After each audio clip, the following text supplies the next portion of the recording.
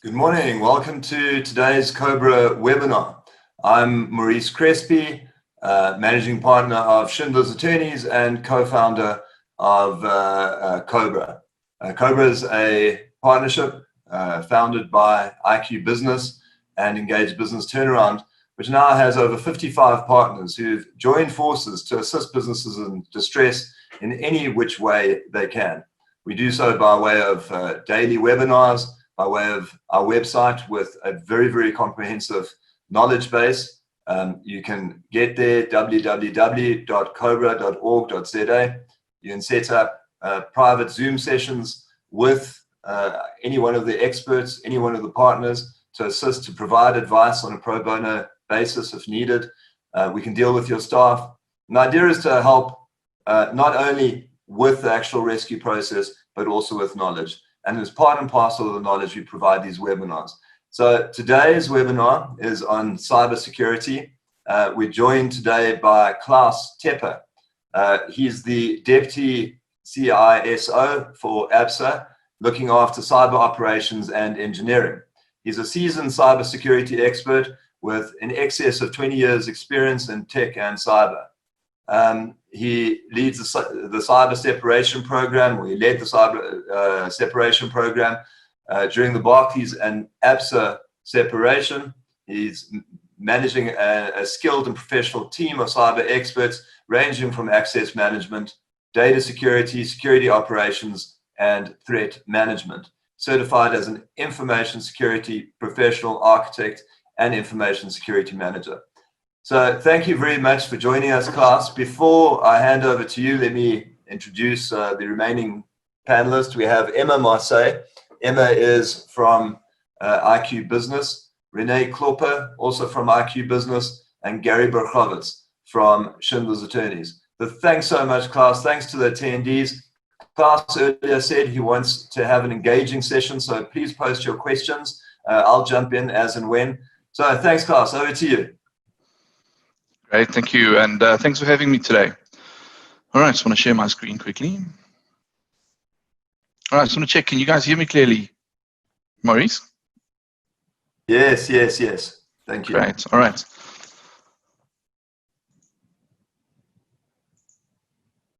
All right, now my screen's not clicking. Give me a second.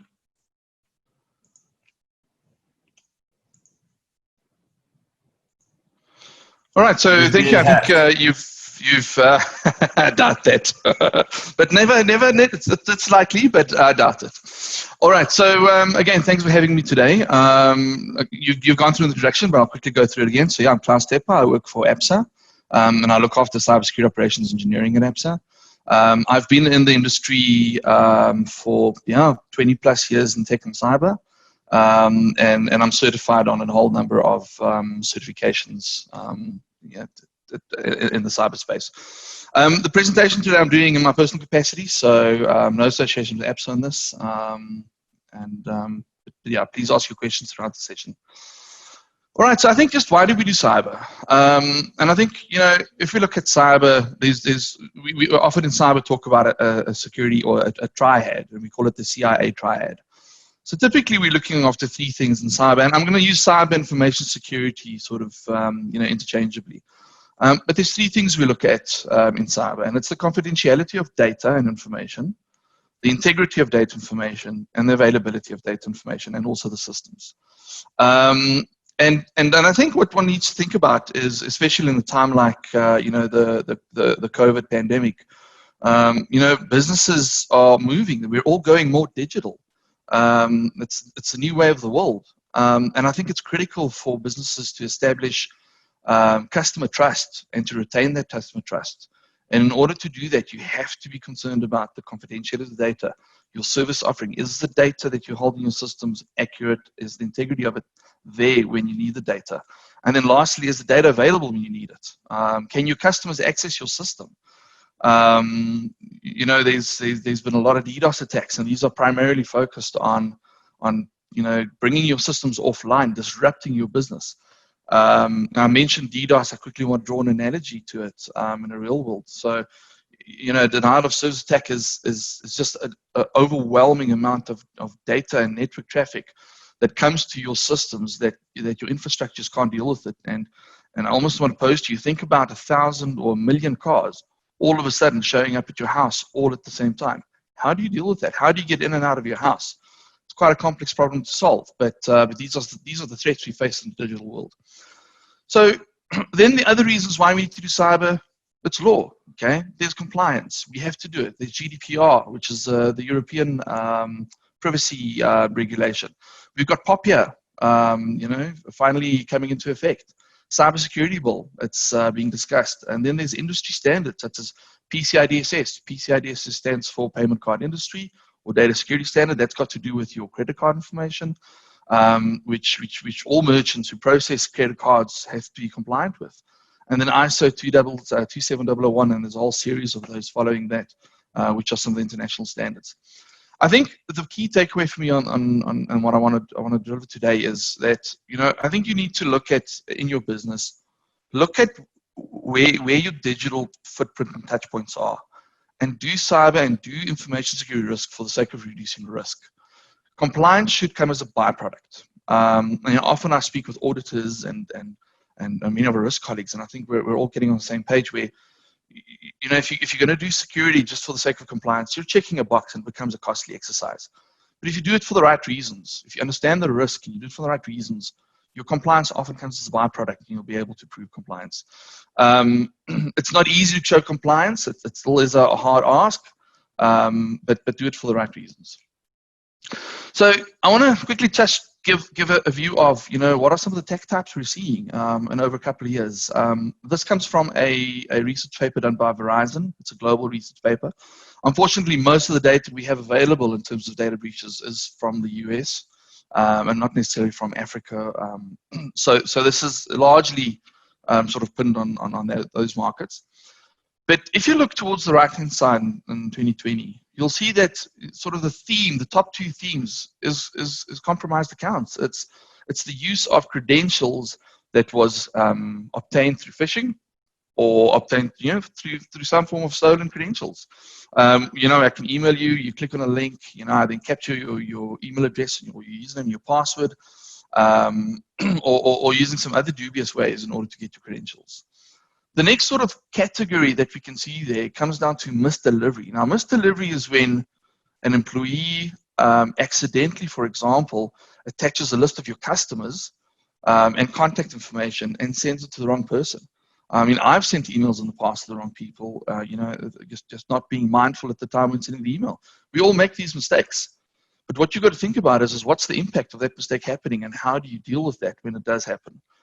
And then the fourth point on the far end side is misconfiguration. We're seeing a lot of breaches as a result of bad hygiene. And I almost want to, and I'll probably refer to it multiple times in the session where I want to draw this analogy back to the coronavirus. It's about hygiene. If you get your hygiene right in the digital world and cyber, okay, you'll be in a much better position than many other organizations there. And it'll be a lot harder for guys to compromise your network and your systems as opposed to others. And look, we're all competing. So, we obviously want crime to reduce and cybercrime, we want it stopped. But that's not going to happen. So the best you can do is just make sure that your business and your environments and systems are set up correctly so that you're not the easy target out there. Right. So this is just a view of some of the data breaches. You'll see from the bottom going to the top, the spans from 2017 to 2020. You'll see a lot of big names here. And I think the key message for me here is that cybersecurity is hard. It's not easy. Even some of the big companies get it wrong. But there's also smaller companies I've never heard of that get compromised. It happens to all of us. And I think in the cyber world, we often speak about it's not if you get compromised, it's when you get compromised. And again, I mentioned in the previous slide, what's key is I think you need to take the time and even if it's just a high level plan, put a plan together about what are the things you're going to do when you get compromised. If you have to engage with the media, do you have a statement ready to go to say, we've had a compromise, we're busy dealing it. You can't share too much information. Often in the early stage of a data breach, you don't have all the information to understand. You're trying to figure out what's going on while there's an onslaught from media or from customers and suppliers trying to understand what's going on. So you need to think about what the process is and how you deal with the data breach when it happens. All right, so let me just...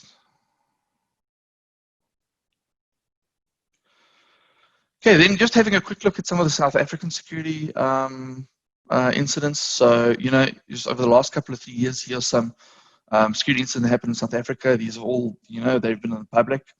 And if you look at it, Turkey Unicorn, 7 million records lost in ad breach in 2017. The result of that was an open vulnerability. It was an unpatched system in their network or on the internet. Few finds, insecure configuration. They had databases that weren't secured in an appropriate manner. So think about that. When you take backups of your systems, and backups is crucial, especially when we start thinking about WannaCry and ransomware, right? So you have to take offline backups, but where do you store those backups and how do you secure access to those? Master deeds, another one. This was a file that was stored, available on the internet, and someone stumbled across it. Liberty had a whole bunch of emails or email records exfiltrated in 2018.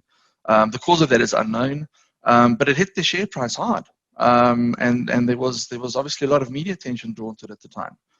And then late last year, we had City of Johannesburg, where their billing systems were taken offline. In fact, the whole network, and it was because they were infected with ransomware. And what happened there was they had a server exposed to the internet. It wasn't secured properly. Someone managed to get credentials, get into the server, and from there they could laterally move through the network and get ransomware deployed. Then computer facilities. This is one of Nedbank's vendors who earlier this year had 1.7 million records lost in the data breach. Again, insecure configuration. And then Telkom, it's a repeat almost of City of Johannesburg. They had an insecure system, and someone managed to get into the network and ultimately deploy ransomware across the environment.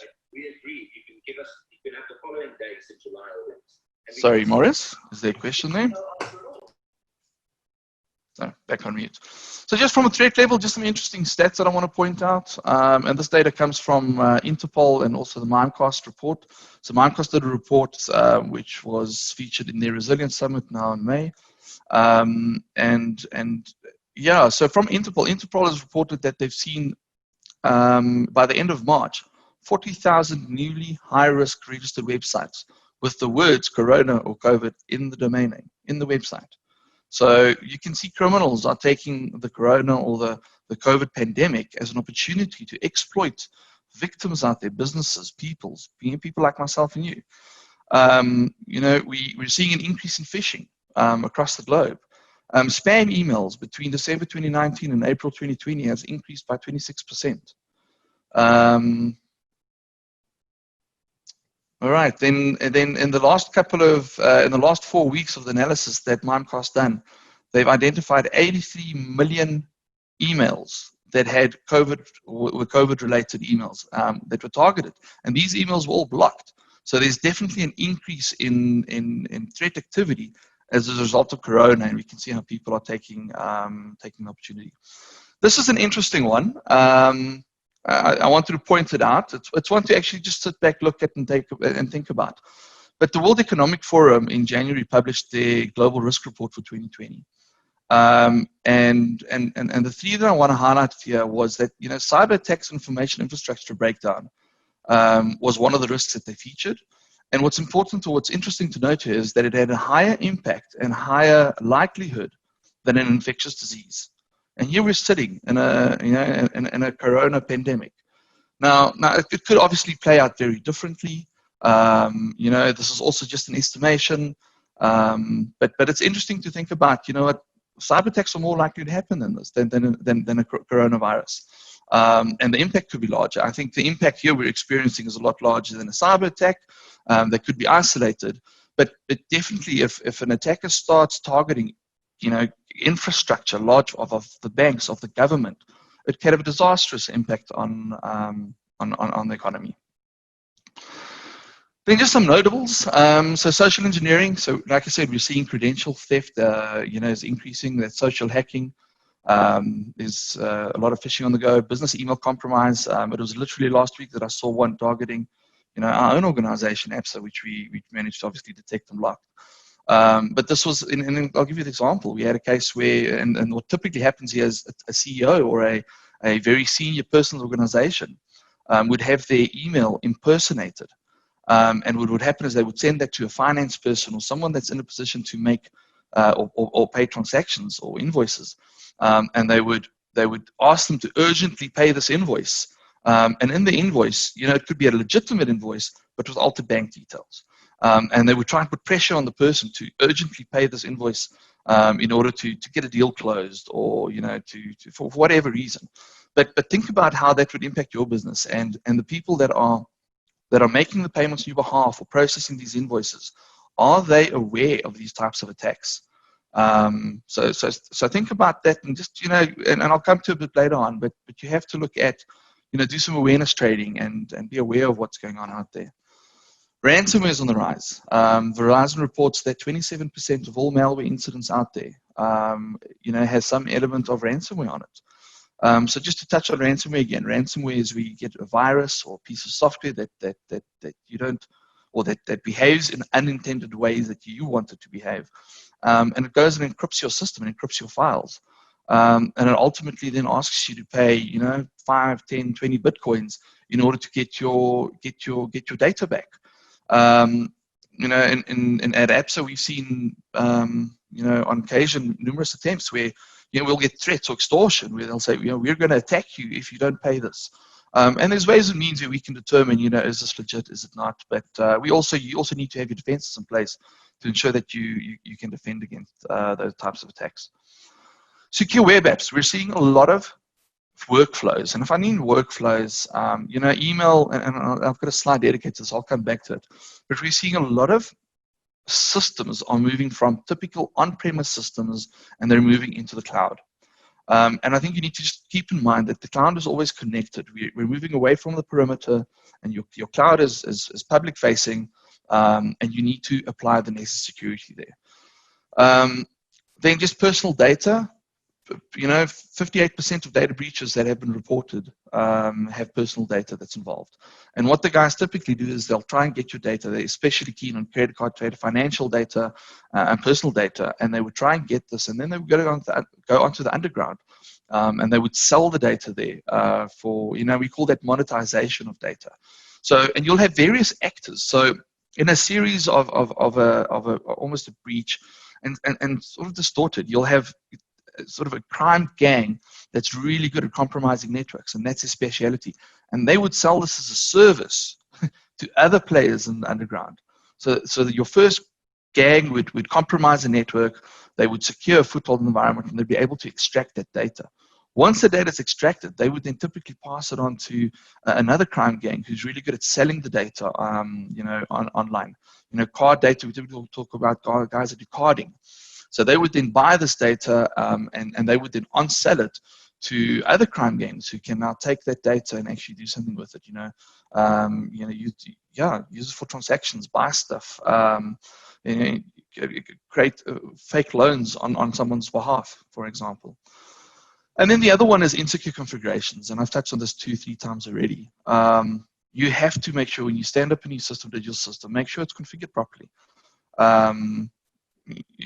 There's ways where you can do scans and tests, and there's some public tools or free tools available on the internet. We can run a vulnerability scan, for example. Now, don't just get a vulnerability scan and run it against your cloud provider. You need approval from most of the cloud providers before you do run a scan.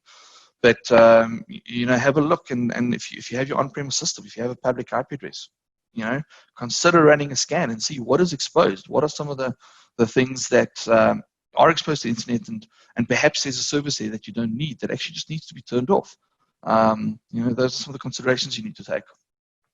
So yeah, just touching again back on the traditional versus the modern world.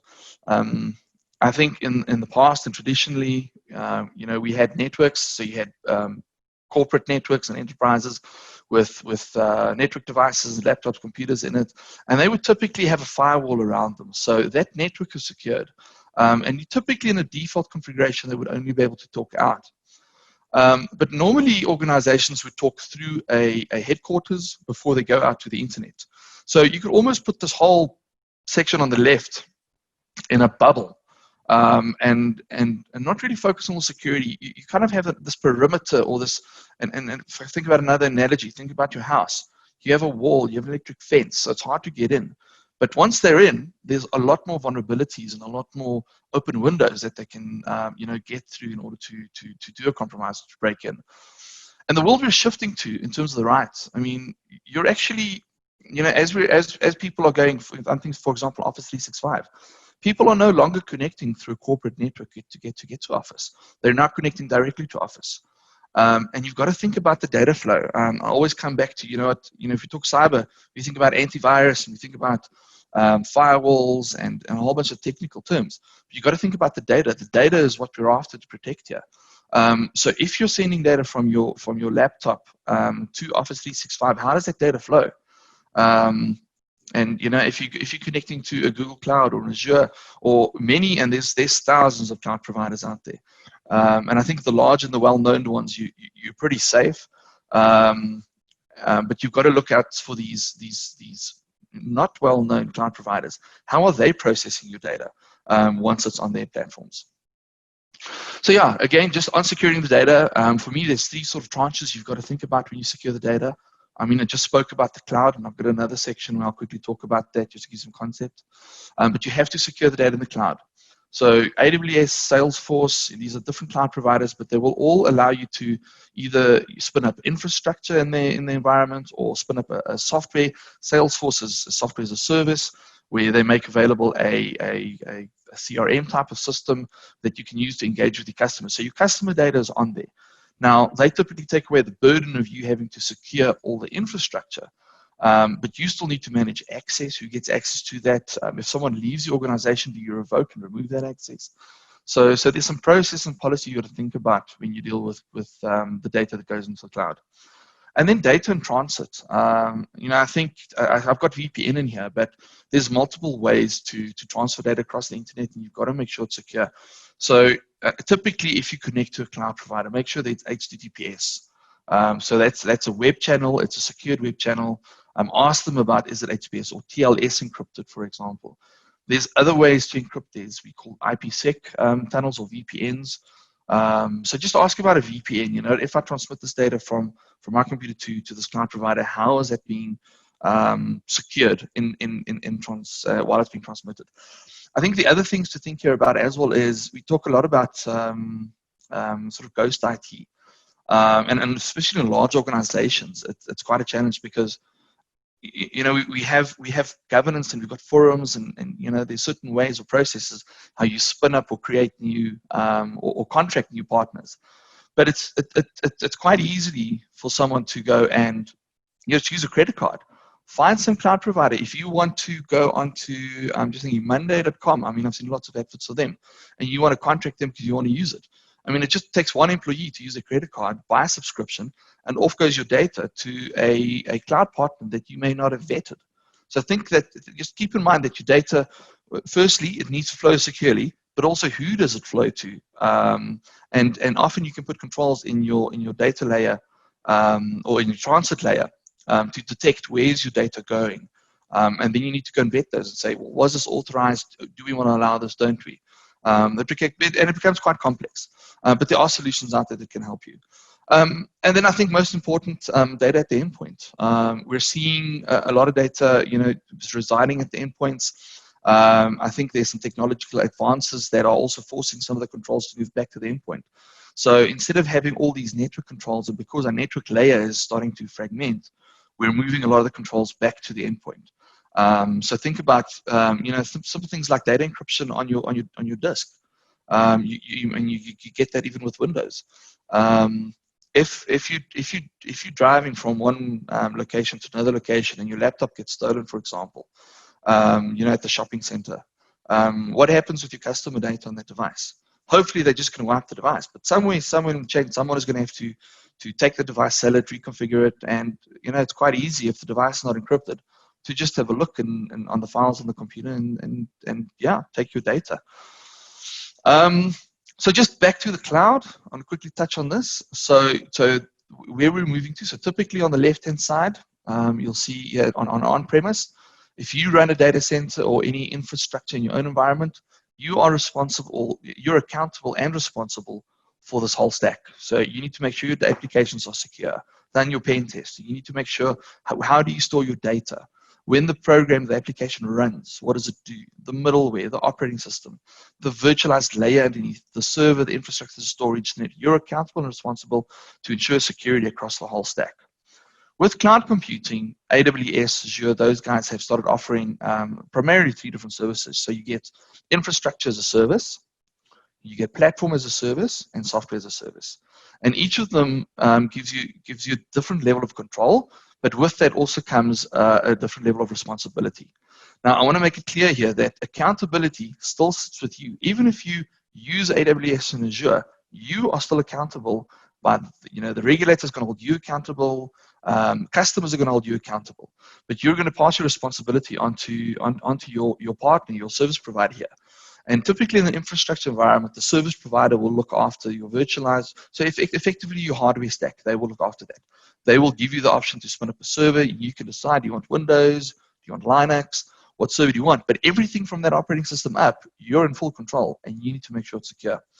If you move on to platform, this is typically where you'll give them a web app or a piece of program that, they already have the operating system. They've got the program like a Docker.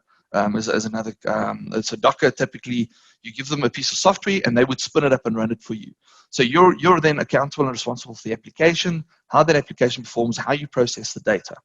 And then we typically move to software as a service, which is a Salesforce, for example. You'll give them the data, and they will ensure that the whole service, the infrastructure is all secure. And I think there's a great opportunity for small business to leverage on software as a service, because you don't have you don't have to yourself go and secure all these different layers of technology. But you do still need to make sure that you have the right processes in place. Who's got access to the software as a service? Salesforce won't manage it for you. They'll give you the tools and the ability to manage it, but they won't manage it for you. And then just on this slide, I want to make just remind everyone of one thing. So I often look and speak to senior people, and it's quite interesting. If there's a data breach in the US, no one asks questions about it. But if there's a data breach, in the industry, or local data breach in South Africa, it's in the media, and I've got executives, various senior stakeholders all over me asking, how are we? Are we okay? Are we, do we have the defense to stand up against this? And I think the distinction I want to make here is in a digital world, Australia, US is a lot closer than 3-4 blocks away from me. To get 3-4 blocks away is 15 minutes drive, but to get to Australia is a second away. So in the digital world, there's no boundaries. And I think as we start competing globally as well, you also need to think about the risks from a global perspective. Okay, so what now?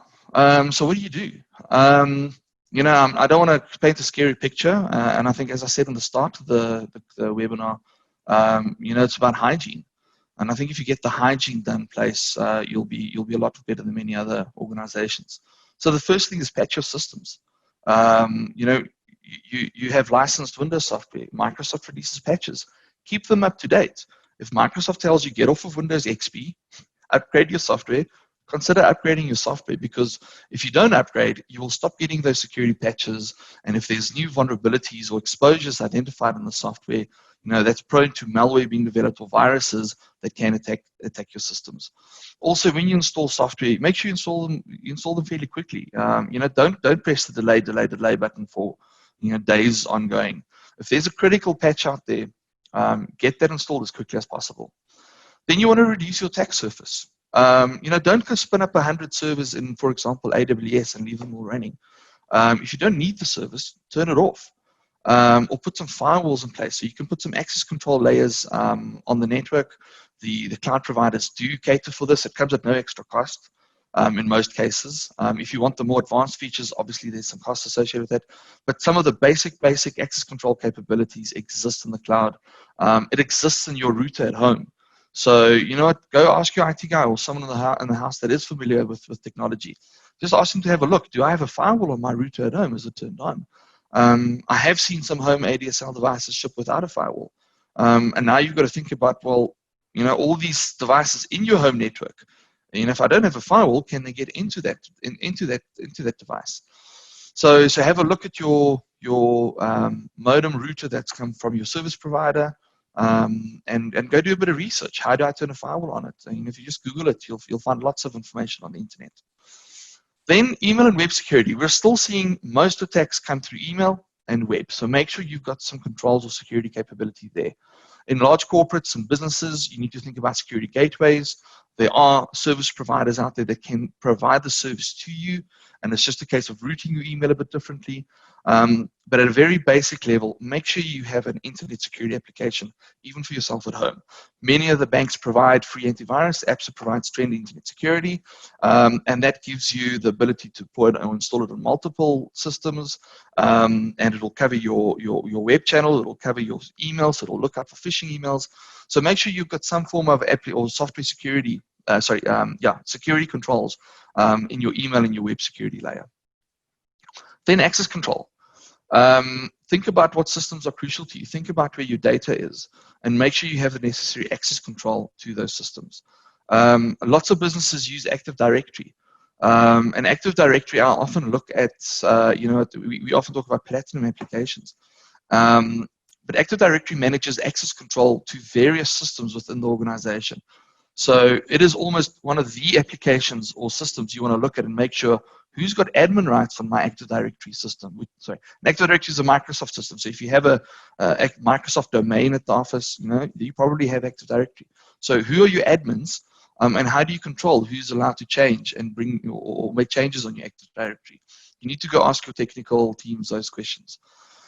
Then data protection. Again, think about where your data is. If it's sensitive data, encrypt it. Okay. Basic controls, laptops, workstations, Windows 10 chips with BitLocker, you can turn it on. Okay. Make sure you manage your keys, because if you lose the key, you're basically doing a denial of service against yourself. You won't be able to get into the system. But systems like BitLocker are really easy. If you just remember the password that you log in day to day, that ultimately is your key to get into that system. But you need to turn these things on. And then training. And I think there's two aspects for me here that's really important, especially in the world we're moving to, where we're accelerating into a digital world. You have to do awareness training for your frontline staff, your operators, your teams in finance that process payments. But you also have to do training for your technical teams, the people that spin up your systems, to make sure that when they spin them up, they have some understanding of security and why security is important, and make sure that they know how to set up the system. If they're setting up an Active Directory on an email server, make sure they have the necessary skills in order to do it. And again, it doesn't necessarily have to be costly. There's a lot of resources out on the internet. You should look at YouTube. Lots of content on security available there. There's some, Udemy often sell courses at a couple of $100 on how to do things. So go look and just do your research on the internet, and you'll find lots of content and training available. And then protect your family. Okay, so if we spoke about ransomware, you have to protect your data. You have to keep offline copies. And I know in the world with OneDrive and Google Drive, and you can back up your data, you can sync it. But if you have an application running on your system that syncs the data, if your home computer gets compromised and you get ransomware and it encrypts your data, it's going to sync that encrypted data to your cloud, and you've lost your data.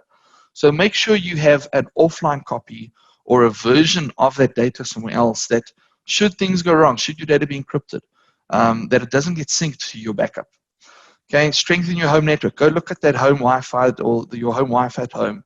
Is there password on it? Is the password one that's easily guessable? Do you have that firewall on your ADSL or your fiber router? Use strong passwords. I actually want to go a little bit further and say use password managers. Okay, you can use a strong password, but if you go to a website and you use the same password at all websites, and one of those 100 websites get compromised, then all the other, then that criminal's got access to your email address, your password for all your websites. So what I typically myself do is I use a different password per site, and then you can use it either on a formula. So just sit back and say, well, how can I work out a formula so that I've got a different password per website? Or you can use a password manager, which will randomize your passwords. It will autofill it for you. It comes at a bit of a fee. Some of them are free, but have a look at using the password manager if you can. And then again, keep your software up to date. If Microsoft says install that patch, install the patch. Okay, it's as simple as that. Make sure your hygiene's there. Install that patch. Install the software updates that come with your systems. Manage your social media profiles. just this morning I looked at a colleague and I saw that, they're not using Twitter anymore, but there's a profile up there with tweets from years back. And the thought that just came to mind was, just if you're not using it, shut it down. Facebook, all these other social media sites also often have security tools and features where you can actually impose yourself as an unauthenticated user, and it'll allow you to look at your own profile. And that gives you the ability to see, but what does my profile look like to the person out there that you don't know? And there might be information on there, like the post you said that you're going on holiday, that you might not want unknown people or people you don't know to know about. So go look at those security settings in your social media and tweak those and make sure that they're set correctly. The same with privacy settings and security. Go look at those privacy settings. And then avoid opening suspicious emails or attachments. I also say if there's something suspicious and you're not quite sure, ignore it. If it's important, they'll come ask again. They'll phone you. So be careful around emails and attachments. And I'll play a video shortly, but it's a lot like Corona again. Look what you touch. Be careful about what you touch and how you make contact.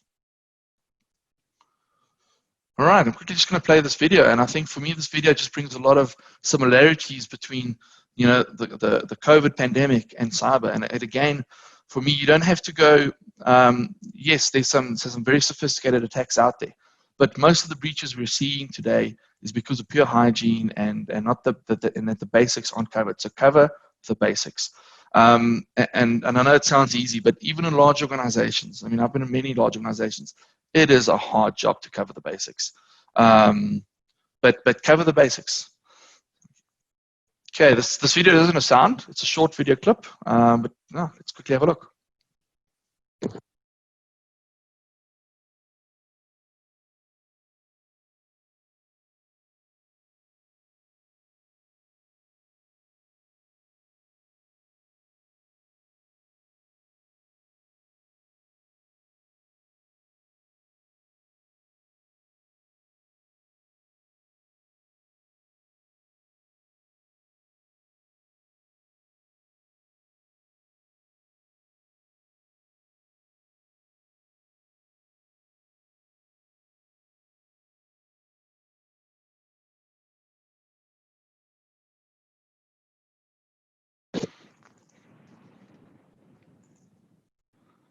All right, let me just get.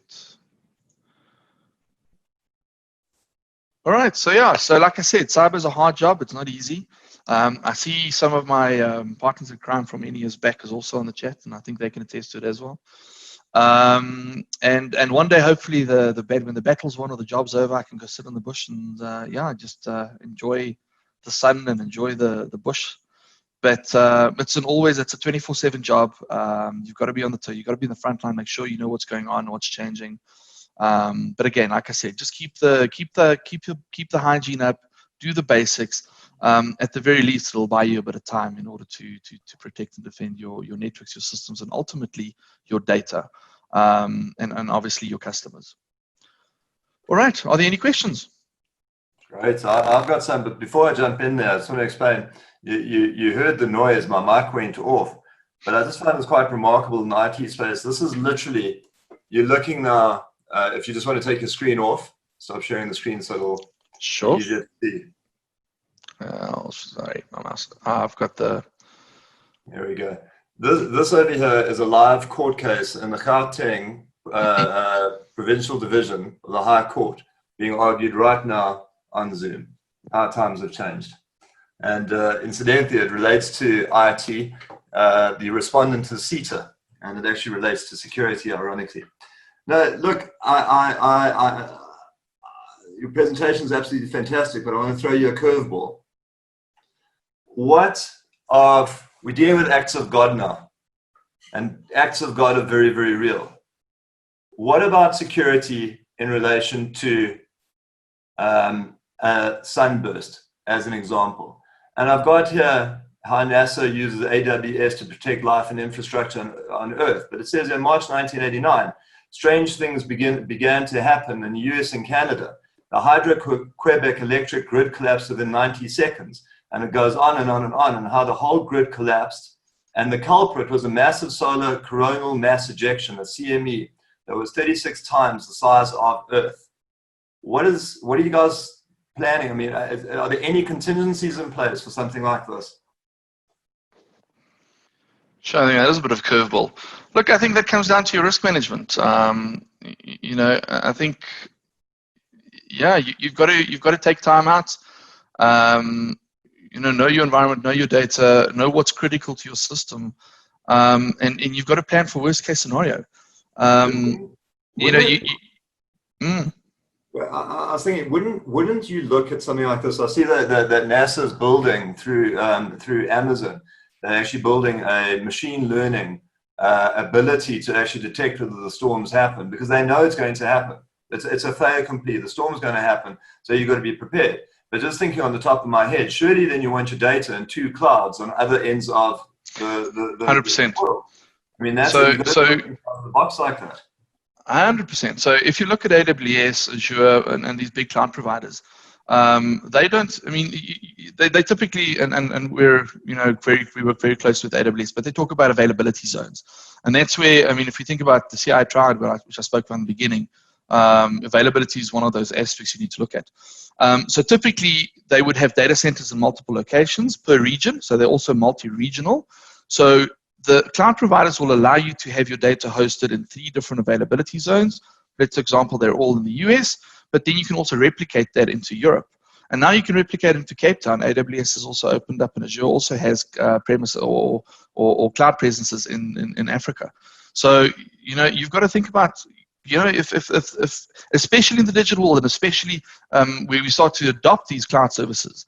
I mean, if we lose, and was late last year where we lost a couple of international pipes, which put a lot of strain on bandwidth. But how does that impact your customer being able to access your platform? So you need to think about, where's your data hosted, and if connectivity to the US, for example, worst case scenario, goes offline or is impeded in some way, can you switch your operations over to another region? And technically, those capabilities all exist; they're available. Does that answer your question? Yeah. Thanks for that. Yeah, just jumping into the attendees, I see we have a question by Chris Krobler. He says, "Hi, Klaus, Chris here. If you get hit by ransomware and the encrypted data gets synced to OneDrive for business, does OneDrive automatically create previous versions that are recoverable after the fact?" I think OneDrive does. I need to double check on that, but I think for business, they do provide that for you. For personal, I don't think you get versions, copies of your data. Okay, great. In fact, I think, Chris, just to interrupt, just to go back to that, I think it's quite easy, and I haven't done this for some time, but if you go into your OneDrive, especially if you go into the website, just go have a look there and see if you can take one of your files and recover it to previous version. You should have the option to say, you know what, I'm going to revert back to version 2 or 3. Go have a look. If you've got that there, then you should be covered. Are banks dealing with banking apps being hacked into? Can you comment on the hackers doing fraudulent SIM swaps? That's from Gary Barkovitz.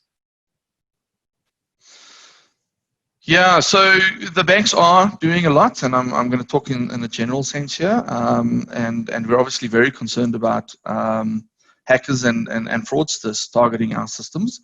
There's a lot of security that goes into apps and websites and internet banking specifically.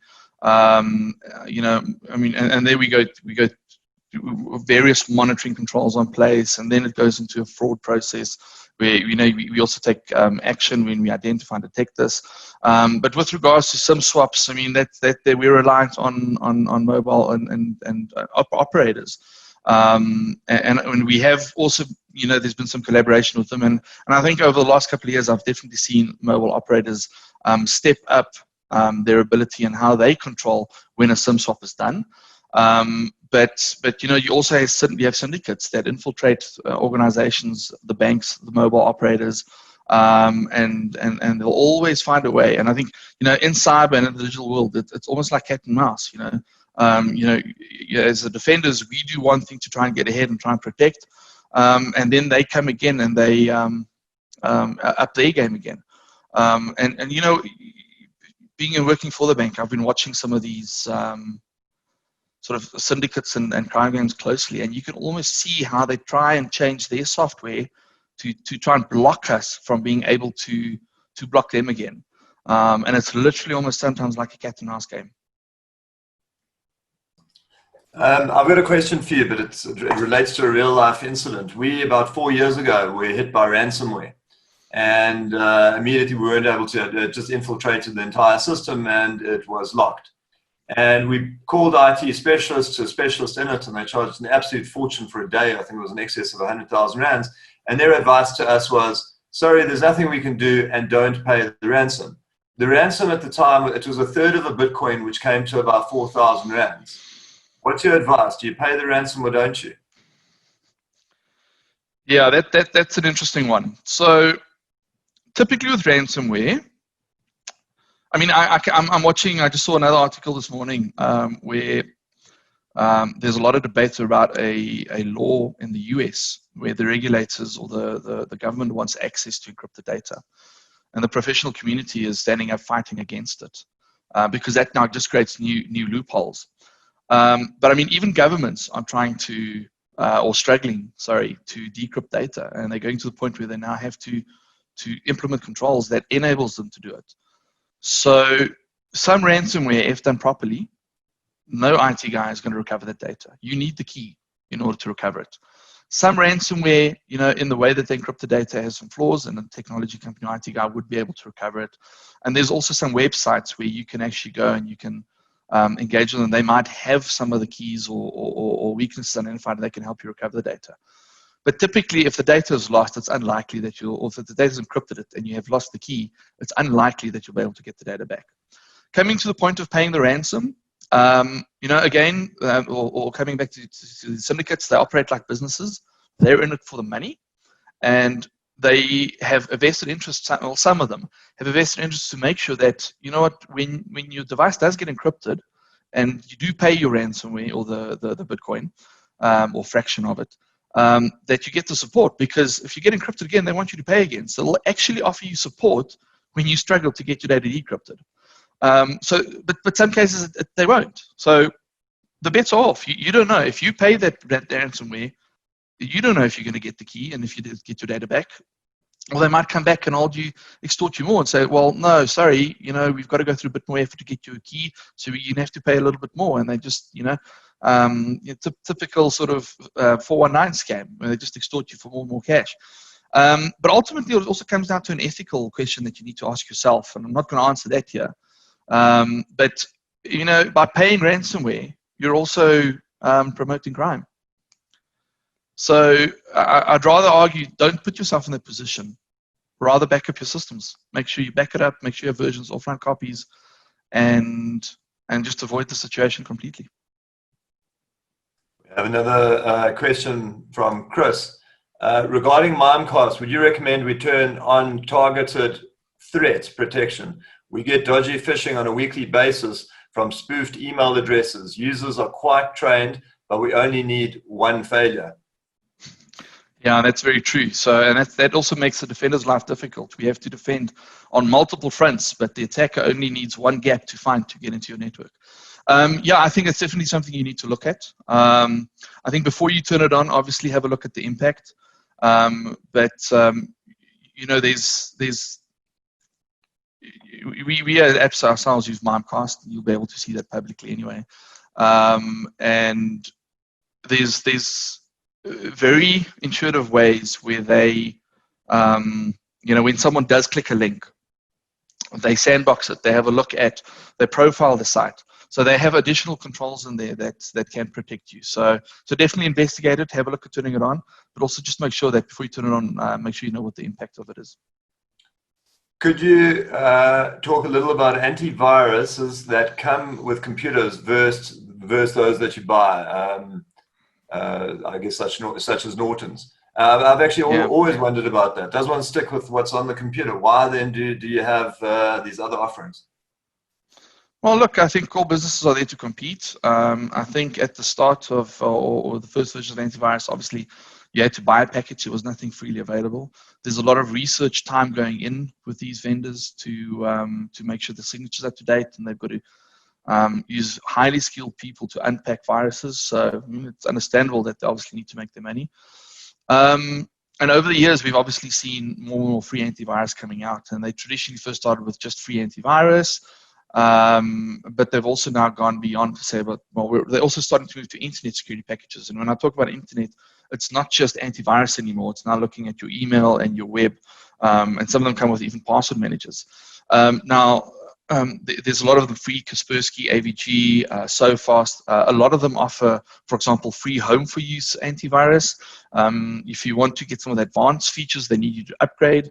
But I think, at a very basic level, if you install your patches, if you use Microsoft Defender, which ships with Windows 10 for free, if you use that, you should be okay. But you also have to make sure common sense prevails. If you see that email that you don't know, or look out for this email, the link perhaps that doesn't look right, don't touch it. Just stay away from it. But also you can buy the best antivirus out there, and there's no guarantee it'll protect you. But definitely leverage on the free solutions out there. Like I said earlier in the talks, a lot of the banks do give away free antivirus for their customers. So leverage those where you can. We use our phones for emails that are connected to work networks or domains. How does this compromise the security of data flow from phone to our laptop?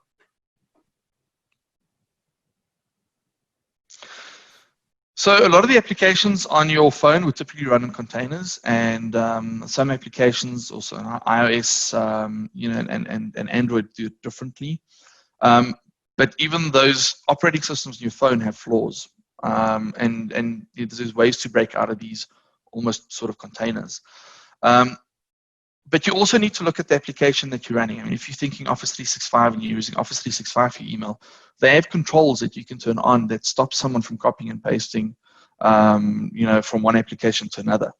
And I also think you need to think about your different threat actors. You have the malicious guy who's going to try and read your SMSs. And there, if you install software from the store that's not trusted, or software that's not from the store, perhaps these applications have the ability to look at SMS, look at your contacts, copy the data off.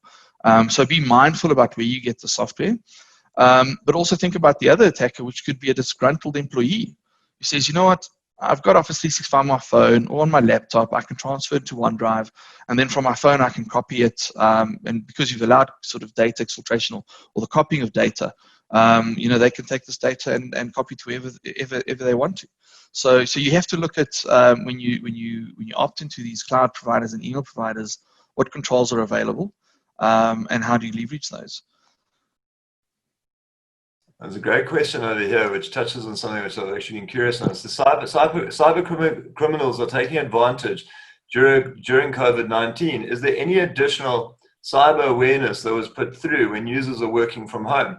And that touches on, the Clinton server. You'll recall Clinton was using a home server, and the scandal around that related to the fact that there were security issues.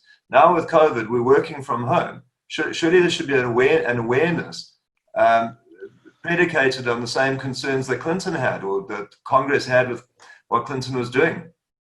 100%. So I think what you need to think as a business is, well, again, have a look where your data is. If you're using something like Office 365, there's no need to store files at home. You have OneDrive; it's all stored in the cloud. You have your version copies. So Microsoft takes care of a lot of that security for you, and so do others. The Google email, etc., etc. But yes, you need to do awareness at home as well. People shouldn't be storing, if you're using, like I said, Office 365, then don't store the files on a home server, for example. Look at your ADSL at home. So think about your business processes and where the data flows, and is there the need for someone to be doing things at home? And I think you almost have to extend that beyond digital as well. We've been inundated, and as we've been grappling as a business ourselves to how do we cope with the new world of living, we've been inundated with requests for people who want to print from home, and some of them may be legit, but most of them are no. I want to look at the deck, and with a pen I want to make my changes on the deck or make my notes. But now you've got to think about, where does that deck go once it's printed? It goes in the dustbin. How many of you people at home who work from home have shredders at home so that they can securely dispose of the document? And again, it's not the digital document, it's the data. And whether that data is digital or in paper, you need to be concerned about it. And that's what Poppy is going to require from you. Well, there's actually a question relating to Poppy that it says it's been effective from the 1st of July 2020. What's your take on it? And, you know, just on that, there's a legal component to the question, and I'm an attorney. Just to mention that we've actually taken it to quite an extreme. We're using encryption over cloud. So there's, I don't know if you're familiar with the software Box Crypto. Have you heard of it? Well, I know Box, I know Box Crypto. So we're actually taking it to another level, because you have a responsibility on the personal information, and you've got to assume that you're going to be hacked or add that additional layer. And I think it's prudent. So from a legal point of view, go the extra mile is our advice. Do you have anything to say around that? Yeah, look, I think Poppy is not just cyber. I mean, it's about how you handle customer data. There's elements of information security in there. So yes, you need to do the encryption, but again, it's about consent. It's about how you process the data. So look at your processes in the organization, and how that data flows. And as you analyze how the data flows, look at where you leave a footprint, a digital footprint or a paper footprint, and think about what controls you have in place to protect that data. Is it possible that someone can take screenshots of your phone remotely? And coupled with that, what is your take on politicians always say, well, their WhatsApp was hacked and that's how the message got out, or there's a post on Twitter and it was hacked and that's how the post happened? The two questions in one, but is that realistic, or is absolutely So no, I think it is realistic, and there's a couple of ways. Look, taking a screenshot of a phone, if I can get you to install one of my apps, I might be able to. And again, it depends. So if you take the banking app or our apps, banking app, for example, if you switch to another app, you'll see the screen blanks itself. So in our app, we've built in controls to say that when the user is switching the app, blank the screen out so that no other app can take pictures. And that's just one mechanism that you can employ. But yes. If you get a malicious app in your phone, they can use that to take a picture of your screen, and they can bring it back to a control server or command and control server that they typically would use. In terms of my WhatsApp was hacked, something to think about is the WhatsApp encryption is actually very good. The one big flaw is, and what you've got to ask yourself is, do you back up your WhatsApp conversations? I do. Because I like to, when I move from one phone to the other, I'd like to keep my conversations going. But where's that WhatsApp data or the backup stored?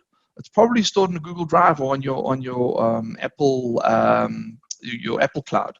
And you've got to think about, how is your Apple Cloud secured? So, and that comes back to account takeovers. What username password are you using? Do you have two-factor, multi-factor turned on? Because if you think about Twitter accounts that have been compromised, generally that would be through an account takeover, a bad password, or insecure configuration on how that account has been provisioned. So yeah, that for me the key part there is, think about your accounts, think about the passwords you use. Don't use the same password in multiple places.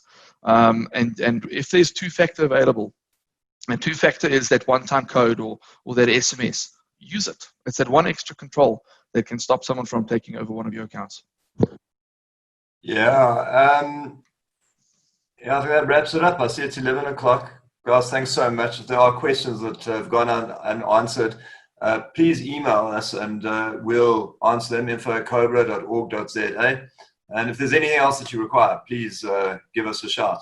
We have further webinars tomorrow, so please join us for those. Claus, we're indebted to you. We're going to get you back here. Thanks so much. And thanks to my panelists, and importantly, thanks to the attendees.